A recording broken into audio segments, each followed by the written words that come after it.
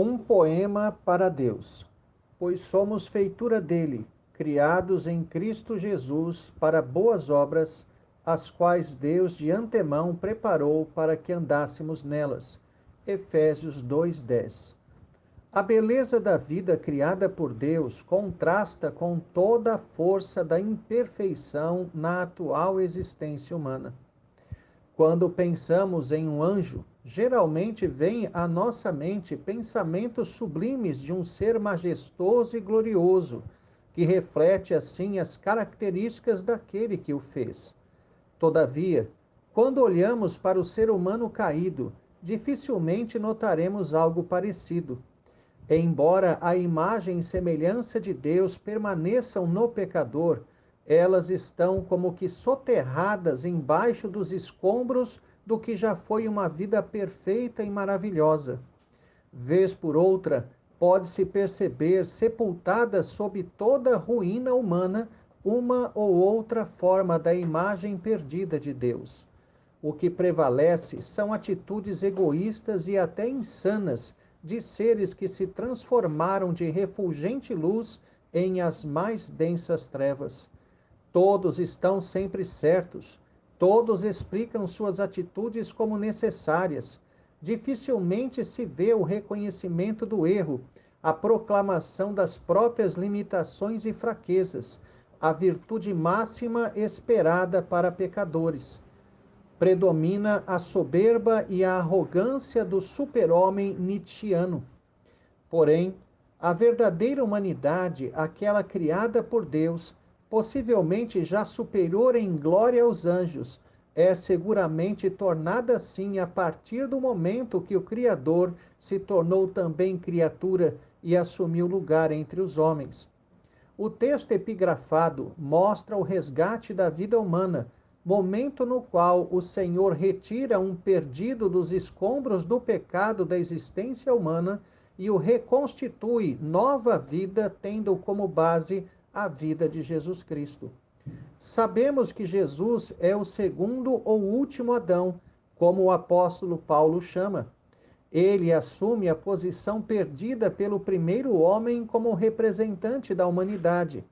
Assim, todos aqueles que creem verdadeiramente em Cristo passam a ser representados pelo Salvador.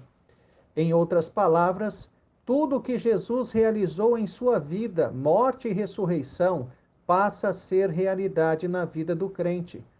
A beleza da vida perdida pela queda começa a ser recuperada, a glória e a majestade da vida humana refletindo os atributos daquele que o fez. O texto epigrafado esconde uma nuance percebida apenas no texto grego, língua original do Novo Testamento. Quando o apóstolo diz que somos feitura dele, fala de nossa essência, ou seja, daquilo que somos. Na conversão, nossa essência é mudada, nossa existência passa a ser verdadeira vida.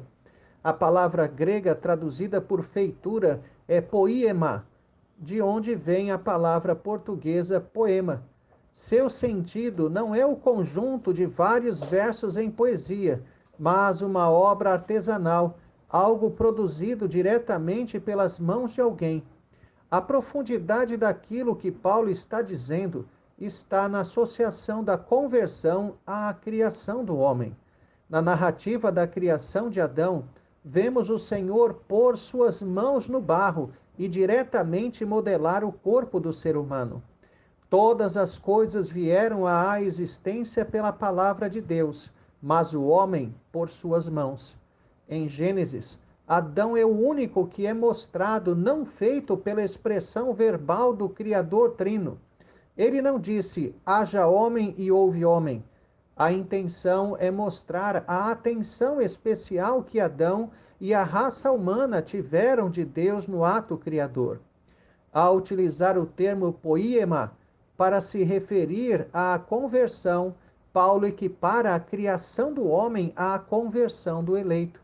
Em outras palavras, quando somos alcançados pela graça divina, é como se Deus colocasse a mão em nós de novo e nos criasse novamente. A ideia se liga à figura que o mesmo apóstolo utiliza em sua carta aos Romanos, quando usa a figura do oleiro para Deus, sendo nós o barro. Romanos 9, 20 em diante. No entanto, a referência direta é a criação. Esta é a vida do crente, uma obra artesanal de Deus, feita para Ele mesmo.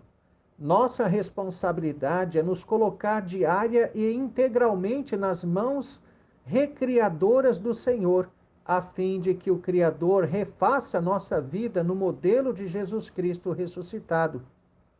Já imaginaram olhar para um ser humano e perceber nele integralmente a glória e a majestade de Deus?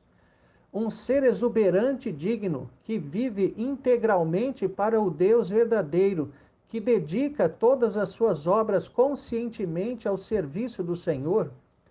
Ele não o serve simplesmente, ele o adora com sua vida.